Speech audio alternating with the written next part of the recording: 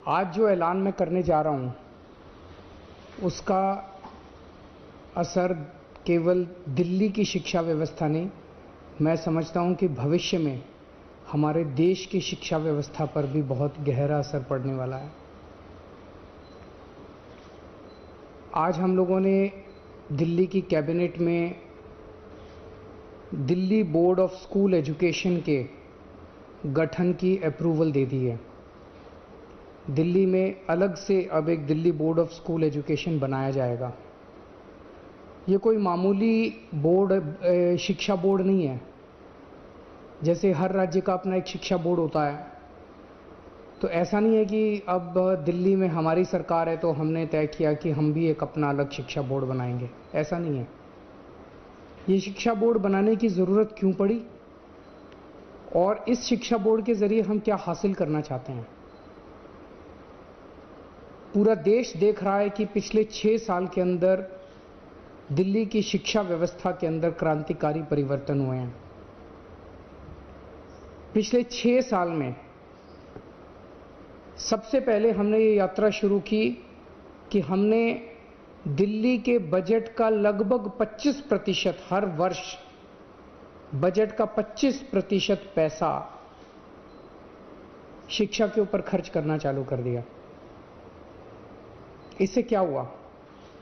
सरकारी स्कूलों की शानदार बिल्डिंग बनने लगी, स्कूलों के अंदर अच्छी लैब्स बनने लगी, स्कूलों के अंदर अच्छे कमरे बनने लगे, स्कूलों के अंदर अच्छे ऑडिटोरियम बनने लगे, स्कूलों में स्विमिंग पूल्स बनने लगे, स्कूलों की साफ सफाई की व्यवस्था अच्छी होने लगी, स्कूलों की सिक्योरिटी अच्छी होने लगी, स्कूलों के अंदर टॉयलेट्स अच्छे हुए, स्कूलों के क्लासरूम्स के अंदर अच्छे डेस्क आने लगे, अच्छे ब्लैक बोर्ड्स आने लगे।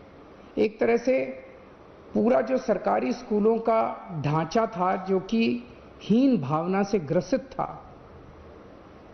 प्राइवेट स्कूलों के अंदर अच्छा इंफ्रास्ट्रक्चर होता था, सरकारी स्कूलों के बच्चों के अंदर एक हीन भावना होती थी। जब सरकारी स्कूलों पे हमने 25% बजट खर्च करना चालू किया तो सरकारी स्कूलों का पूरा काया पलट होने लगा। दूसरा बड़ा परिवर्तन हमने किया कि अपने टीचर्स को और प्रिंसिपल्स को बहुत बड़े स्तर के ऊपर हमने ट्रेनिंग करने के लिए भेजा।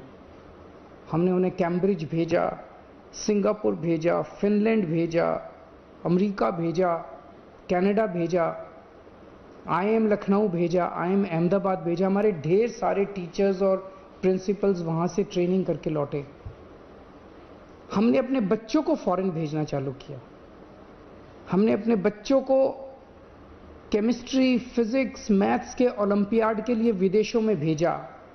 हमारे बच्चों ने भारत का नेतृत्व किया और कई जगहों से हमारे दिल्ली के बच्चे मेडल जीत के लौटे।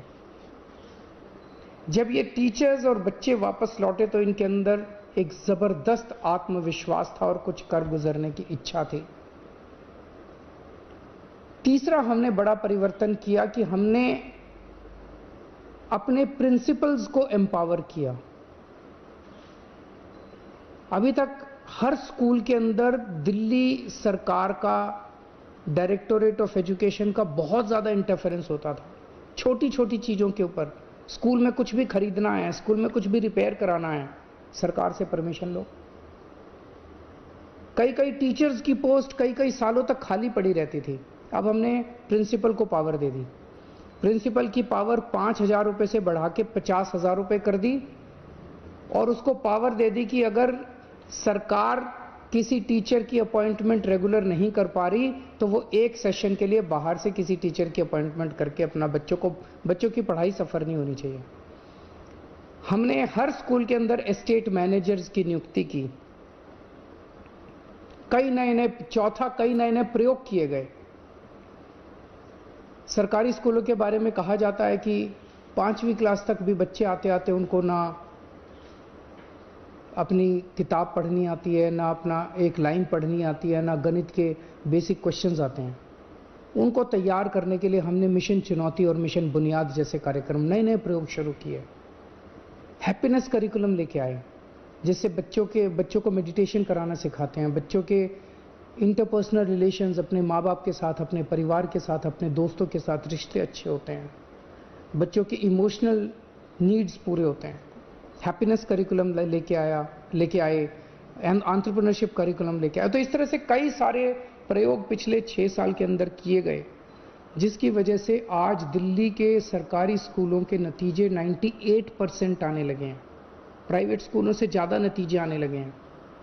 हमारे बच्चों का इंजीनियरिंग में, मेडिकल में, बड़े बड़े अच्छे अच्छे कॉलेजेस के अंदर एडमिशन होने लगे हैं। पेरेंट्स को भरोसा हो गया है कि अब हमारे बच्चे सरकारी स्कूलों के अंदर, उनका भविष्य सुरक्षित है। ये बहुत बड़ी बात है। जो पेरेंट्स पहले सरकारी स्कूलों में अपने बच्चों को भेजना नहीं चाहते थे, आज वो पेरेंट्स अपने बच्चों को सरकारी स्कूलों में जब भेजते हैं तो उनको भरोसा होता है कि उनके बच्चों का भविष्य सुरक्षित है।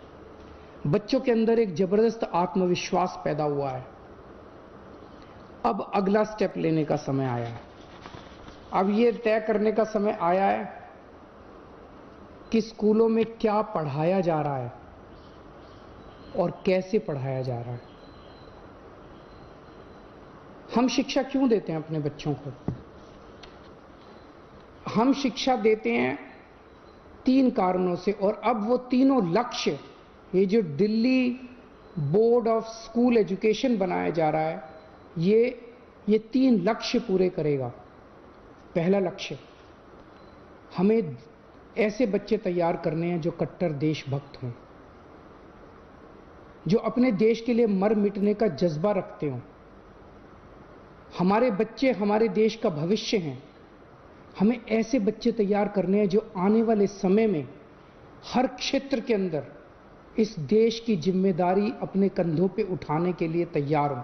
उन्हें तैयार करना पड़ेगा अपने बच्चों को, चाहे वो साइंस का क्षेत्र हो, चाहे टेक्नोलॉजी का क्षेत्र हो, चाहे बिजनेस का क्षेत्र हो, चाहे व्यापार का क्षेत्र हो, चाहे राजनीति का क्षेत्र हो, चाहे सामाजिक क्षेत्र हो। हर क्षेत्र के अंदर हमारे बच्चे देश की जिम्मेदारी उठाने के लिए तैयार हों। ऐसे बच्चे हमारी शिक्षा तैयार करेगी। अब दूसरा लक्ष्य, हमारे बच्चे अच्छे इंसान बने, चाहे किसी भी धर्म के लोग हों, चाहे किसी भी जाति के लोग हों, चाहे अमीर हों, चाहे गरीब हों। ये सारी दीवारें तोड़ के एक दूसरे को इंसान समझना है और अपना जीवन एक तरफ जहां अपने परिवार के लिए वो करना है, दूसरे अपने परिवार को पालना है, दूसरी तरफ अपने समाज को और दूसरे इंसानों के लिए निस्वार्थ भाव से अपना जीवन जीना है। ऐसे बच्चे बोर्ड तैयार करेगा।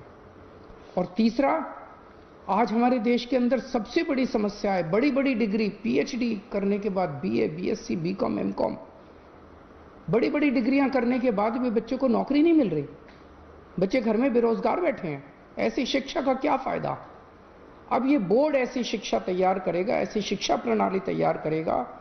हम क्या पढ़ाएंगे, कैसे पढ़ाएंगे, ये बोर्ड बच्चों को अपने पैरों पे खड़ा होने के लिए तैयार करेगा, ताकि जब शिक्षा करके वो निकले तो वो रोजगार ढूंढने के लिए दर दर की उसे ठोकरें ना खानी पड़े। उसका रोजगार उसके साथ तैयार होना चाहिए। ऐसी शिक्षा तैयार की जाएगी। इसलिए इस बोर्ड का गठन किया जा रहा है, ऐसी शिक्षा देने के लिए, ऐसा शिक्षा का कंटेंट तैयार करने के लिए, और प्रक्रिया ऐसी बनाई जाए। आज हमारा पूरा का पूरा शिक्षा तंत्र रटने पे जोर देता है। रटो और साल के अंत में 3 घंटे के पेपर के अंदर उलट के आ जाओ। ये बदलना पड़ेगा। अब रटने पे जोर नहीं होगा, अब समझने पे जोर होगा। एक बच्चे का असेसमेंट साल के अंत में 3 घंटे में नहीं लिया जाएगा। उसका असेसमेंट पूरा साल लगातार चलता रहेगा। उस बच्चे का असेसमेंट लगातार पूरा साल चलेगा। ये इंटरनेशनल स्तर का बोर्ड बनाया जा रहा है, जिसमें ढेर सारे इंटरनेशनल संस्थाओं से सहयोग लिया जाएगा। इंटरनेशनल प्रैक्टिसेस को स्टडी किया गया है और भी स्टडी किया जाएगा, और उन इंटरनेशनल प्रैक्टिसेस को हम दिल्ली में अपने स्कूलों में और अपने बोर्ड में लेके आएंगे। इसमें हाई एंड टेक्निक्स का इस्तेमाल किया जाएगा बच्चों को पढ़ाने के लिए और बच्चों की असेसमेंट करने के लिए। जैसे मैंने बताया कि रटने के ऊपर से ध्यान हटा के अब समझने के ऊपर और पर्सनैलिटी डेवलपमेंट, एक बच्चे को तैयार किया जाएगा। हमारा ये मानना है कि भगवान ने इंसान को बनाया है, हर इंसान के अंदर कुछ ना कुछ अच्छाई जरूर डाली है, कुछ ना कुछ उसके अंदर स्पेशलिटी। हर इंसान स्पेशल है। वो क्या स्पेशल है ये शिक्षा प्रणाली की जिम्मेदारी होगी कि उस बच्चे की उस स्पेशलिटी को निकाल के उसकी किस चीज़ में रुचि है और उसे किस चीज़ की ज़रूरत है, उसका कैरियर किस चीज़ में होना चाहिए और उसे कौन सा कोर्स पढ़ना चाहिए। ये शिक्षा प्रणाली निकाल के उस बच्चे को वही सिखाया जाएगा जिसमें वो माहिर है, ना कि एक रट्टू तोता जो अभी बनते हैं वो बनाया जाएगा। दिल्ली में 1000 के करीब लगभग सरकारी स्कूल हैं, 1700 के करीब प्राइवेट स्कूल हैं। इनमें जितने बच्चे पढ़ते हैं मोस्टली सरकारी स्कूल तो सभी सीबीएसई के, सरकारी स्कूल सारे सीबीएसई के हैं और 1700 जो प्राइवेट स्कूल हैं ये भी मोस्टली सीबीएसई के हैं। इस वर्ष 21-22 एकेडमिक ईयर में 20 से 25 सरकारी स्कूलों को हम एक साथ सारे स्कूलों को इस बोर्ड में नहीं लेके आएंगे। इस साल सबसे पहले साल में 20 से 25 सरकारी स्कूलों को इस बोर्ड में शामिल किया जाएगा। उन्हें सीबीएसई से उनकी एफिलिएशन हटा के इस बोर्ड की एफिलिएशन दिलाई जाएगी। ये कौन से स्कूल होंगे इसका चयन हम वहाँ के प्रिंसिपल्स, टीचर्स, पेरेंट्स के साथ मिलकर करेंगे और हमें उम्मीद है कि 4 से 5 साल के अंदर वॉलंटरीली सारे सरकारी स्कूल और सारे प्राइवेट स्कूल जो हैं वो इस बोर्ड में शामिल हो जाएंगे। इसकी एक गवर्निंग बॉडी होगी जिसकी अध्यक्षता एजुकेशन मिनिस्टर करेंगे। इसकी एक एग्जीक्यूटिव बॉडी होगी डे टू डे काम के लिए जिसकी अध्यक्षता एक सीईओ करेंगे।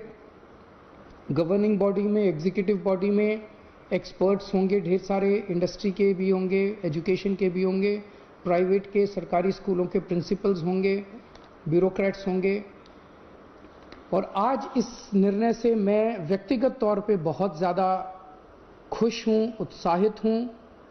मुझे हमेशा ये लगता था, पहले राजनीति में आने के पहले हम लोग एनजीओ में काम किया करते थे, समाज सेवा का काम किया करते थे और हमें ये लगता था कि हमारी शिक्षा प्रणाली काफ़ी ज़्यादा दूषित है जिसकी वजह से देश की कई सारी समस्याएं, अगर शिक्षा को ठीक किया जाए तो देश की कई समस्याओं का समाधान निकल सकता है। पिछले 6 साल की हमारी यात्रा